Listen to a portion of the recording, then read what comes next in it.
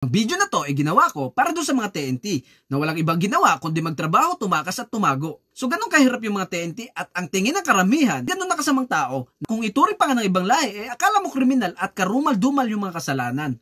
Grabe no? Ang nakakalungkot pa dito, mismo nating kababayan na nagpapahuli. Kung hindi hinggit ang dahilan, pinagkakakitaan. No? Kaya kayo dyan na mga inggitero, mapangsamantala, sana maisip nyo din na may pamilya rin sila. Hindi lang ikaw may pamilyang binubuhay, kundi pati sila. Hindi ba kayo naawa na sila na ngayong tago ng tago o takas ng takas at hirap, kumilos o gumawa, ipapahuli nyo pa.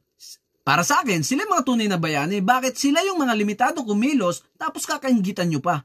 Tayong may mga bisa, sana intindihin din natin at unawain. So ganun nga, sana intindihin nyo, no? Hindi lang kayo ang may puso, pati rin sila. Kaya doon sa mga nakakapanood nito, unawain nyo ng maigi. Pag-isipan nyo ng maigi bago kayo padalos-dalos. Kaya ginawa ko tong video na to, marami ako nababalitaan na mismo mga kababayan natin, yung mga nagpapahuli. No? May kaibigan akong TNT, alam nyo napakabait nila ha. Hindi sila mapang-abuso, tapos kung ituturing nyo naman, mga salot ng lipunan. Ang tunay na salot ng lipunan, kayong mga enggitero. Ito lang masasabi ko sa inyo, wash out.